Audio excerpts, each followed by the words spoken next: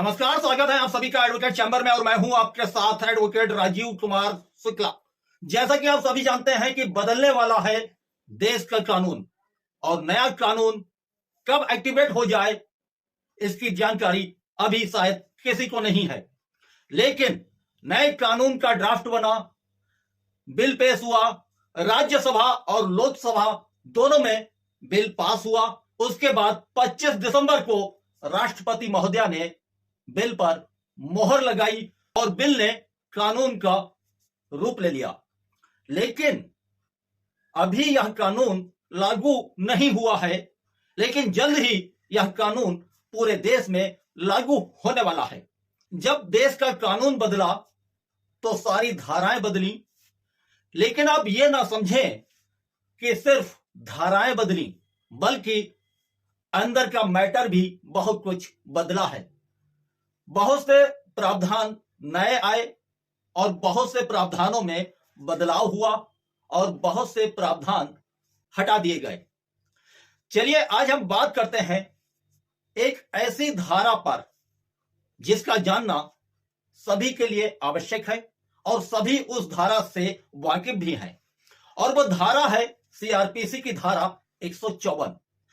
CrPC की धारा 154 के तहत एफआईआर दर्ज होती है और देश में हर इंसान, चाहे वह छोटा हो, बड़ा हो, अमीर हो या गरीब, सबको पता है एफआईआर क्या होती है। सीआरपीसी की धारा 154 में 3 उपधाराएं थी, 154(1), 154(2) और 154(3). जब कभी संज्ञेय अपराध घटित होता है तो 154(1) के तहत पुलिस थाने का इंचार्ज एफआईआर दर्ज करता है और 154(2) के तहत वादी को एफआईआर की कॉपी फ्री देता है। और यदि पुलिस थाने का इंचार्ज एफआईआर दर्ज करने से मना कर देता है तो 154(3) के तहत पीड़ित पुलिस अधीक्षक के पास जाता है और शिकायती प्रार्थना पत्र देता है और पुलिस अधीक्षक के हस्तक्षेप के बाद एफआईआर दर्ज होती है। यह था सीआरपीसी की धारा 154 की बात। अब जब कानून बदला तो बीएनएसएस, भारतीय नागरिक सुरक्षा संहिता, बीएनएसएस के तहत अब एफआईआर दर्ज होगी धारा 173 के तहत। और धारा 173 में 3 उपधाराएं नहीं बल्कि 4 उपधाराएं हैं। अब इसमें थोड़ा सा बदलाव है और वह बदलाव है कि 173 की उपधारा 1 के तहत एफआईआर दर्ज करने का प्रावधान है, लेकिन 3 साल से और 7 साल तक की सजा वाले मामलों में प्रारंभिक जांच का भी प्रावधान है।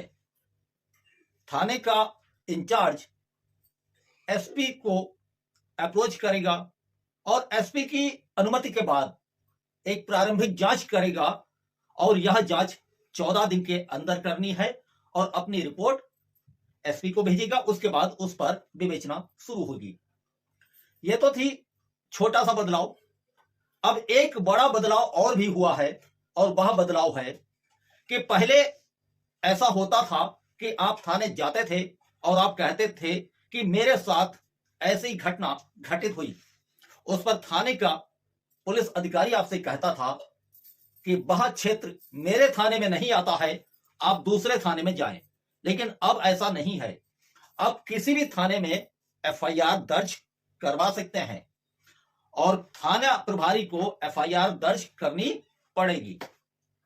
एक और बदलाव है, वह यह है कि एफआईआर पहले ओरल दर्ज करवाते थे, आप सूचना ओरल दे सकते थे, लिखित दे सकते थे, लेकिन अब आप इलेक्ट्रॉनिक माध्यम से भी सूचना दे सकते हैं। जैसे व्हाट्सएप कर सकते हैं, ईमेल कर सकते हैं या टेलीग्राम कर सकते हैं, फैक्स कर सकते हैं, वह भी सूचना मानी जाएगी।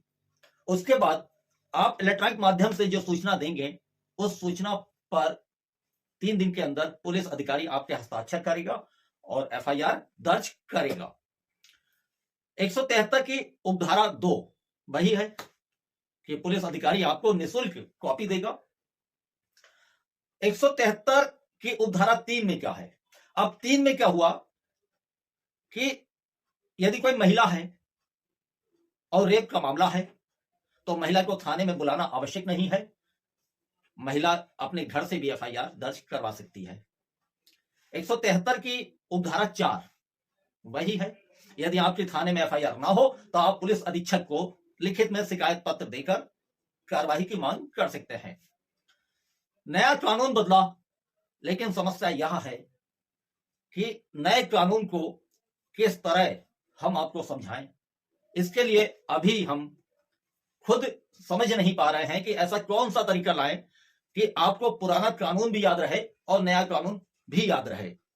चलिए, अभी तो एक्टिवेट हुआ नहीं है, जैसे ही नया कानून एक्टिवेट होता है एडवोकेट चैंबर आपको हर जानकारी देगा, कानून की हर धारा आपको सरल शब्दों में बताएगा। लेकिन आपसे निवेदन है कि एडवोकेट चैंबर को फॉलो करें और हमारे साथ जुड़ें ताकि हमारा हौसला बढ़े और हम और अच्छे से आपको कानून की जानकारी दे सकें। अब हमें दें इजाजत और आप रहें सतर्क।